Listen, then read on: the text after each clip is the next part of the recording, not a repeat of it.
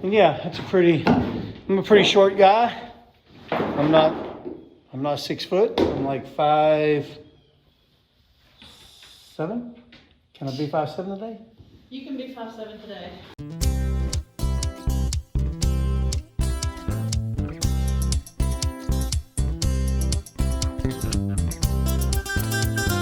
Hey, what's up everybody? This is Brian and Karen over here at the Little Orchard Farm. And today we're jumping back on the cabin. First and foremost this morning, we are putting some things in our barrels, our burn barrels. We had a few things left over after last weekend. We didn't quite get to burning everything because we were putting out the field. And if you missed that, check it out up here. It got a little hot. Hot. Steamy. Yeah, it got a little hot last weekend. So check out that video. But today what we're going to do is we are starting the electrical layout. We're putting in our boxes. We are going to be putting in the receptacles, the switches, the breaker box. We're going to start running some of the wire. So yeah, it's starting to like really be enlightening. Yeah. It's going to electrify you. It's going to stick around with us. Let's do this.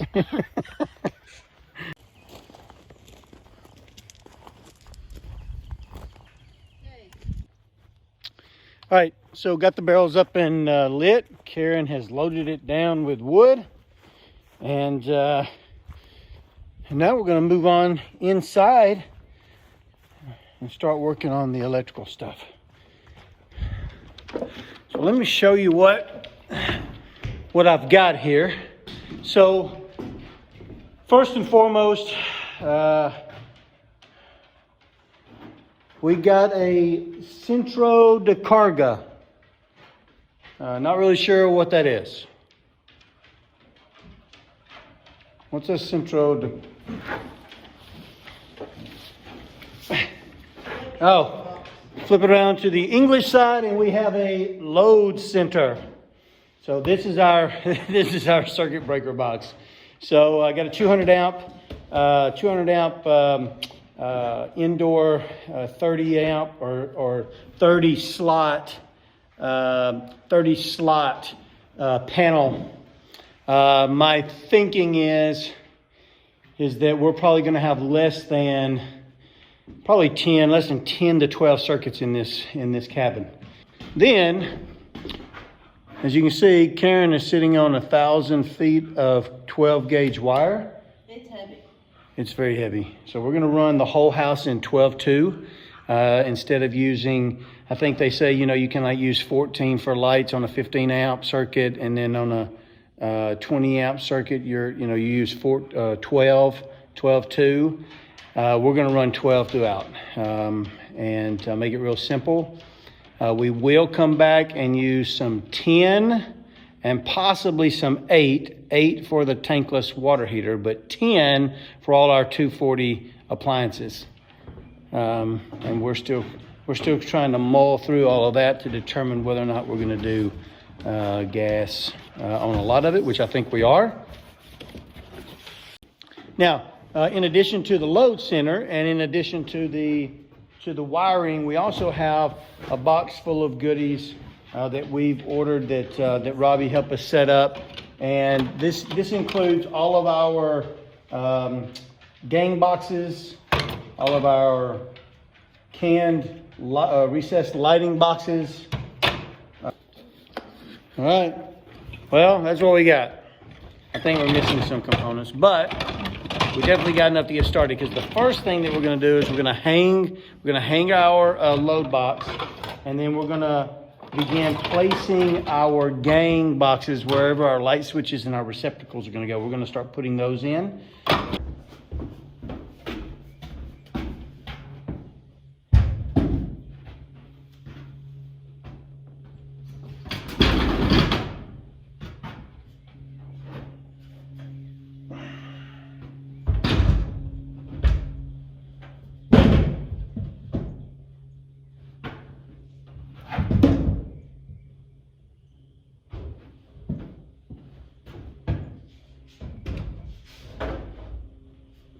All right, what I'm gonna have to do is I'm gonna have to come back later, cut out that first stud, add a few support braces, and essentially custom fit the box to the corner.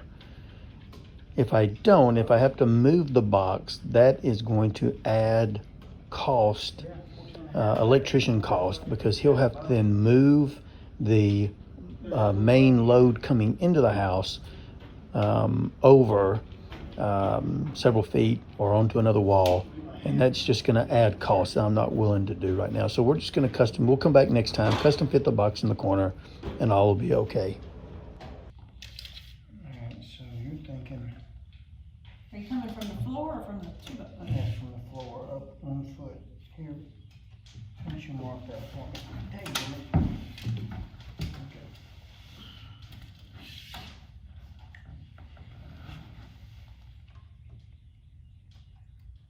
Okay.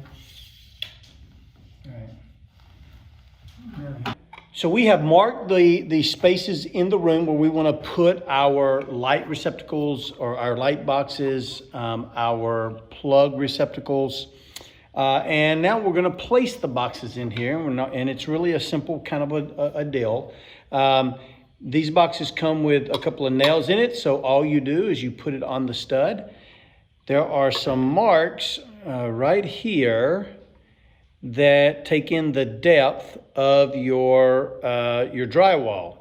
And so you want this to be flush with the drywall so that when you put your faceplate on there, it's not, if it was out too far, then this would show. It would be called proud, and when you put the faceplate on it, you would be able to see the box.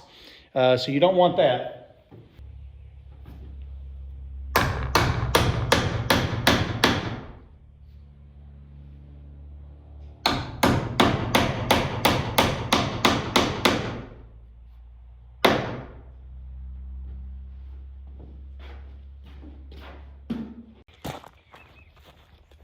All right, so I gave Robbie a call. I had to ask him a couple of questions regarding the layout and the materials that we had received, and I was missing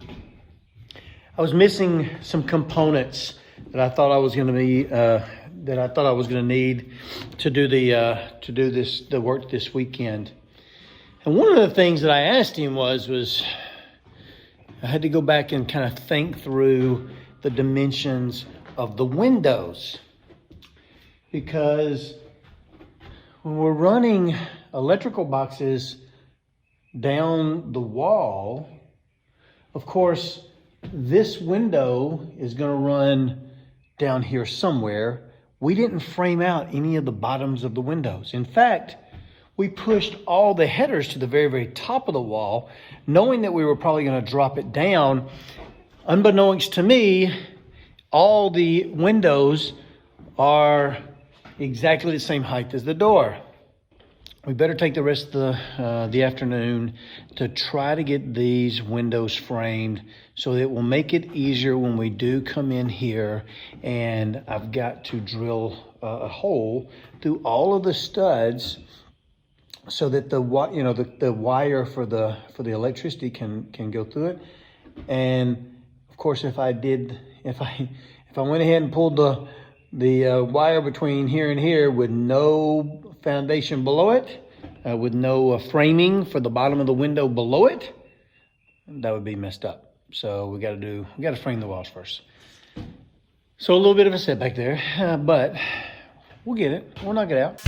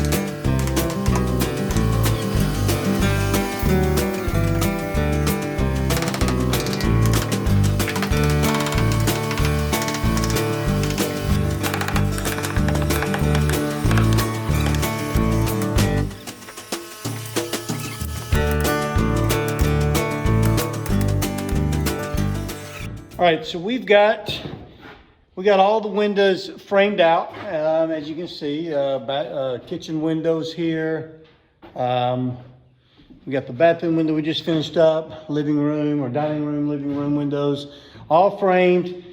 All right, so I think for the remainder of the day, we're going to try to get a few more of our electrical boxes up. I'm not sure we're going to get to running any wire today. A little disappointing, but we got time. We got time. So, yeah, let's get busy.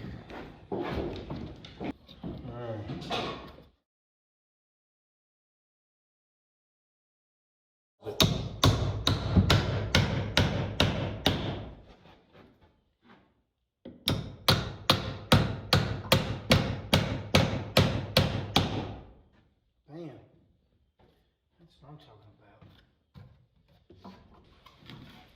So all I'm doing is I'm finding our 12-inch mark. We're coming up off the ground 1 foot, and then placing our gang boxes. For our light switches, we're coming up 46 inches, 46 inches to the bottom of our light switches.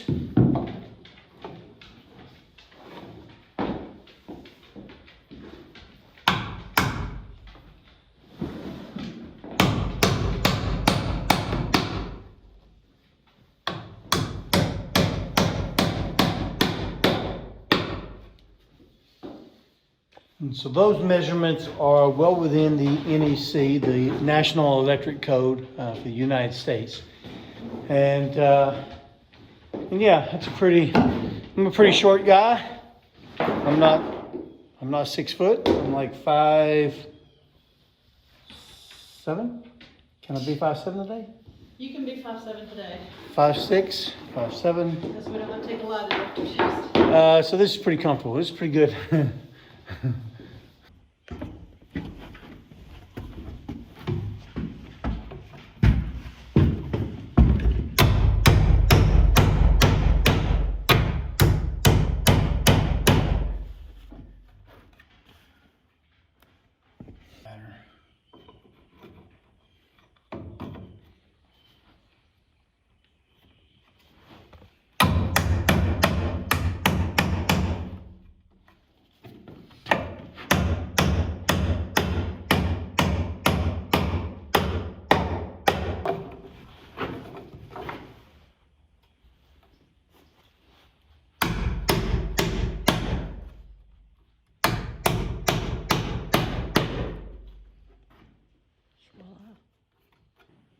All right, guys, that's going to wrap it up for us over here at the Little Orchard Farm.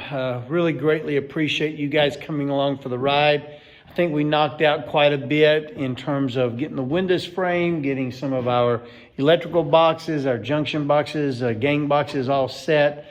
So, hey guys, we know with all the virus stuff going around, there's a lot of concern, and we hope that you and your families are all safe, that you're taking the necessary steps to to reduce the risk of the spreading of this illness.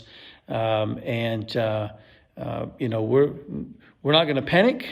We know that this too shall pass, and we know that this is a virus just like any other virus.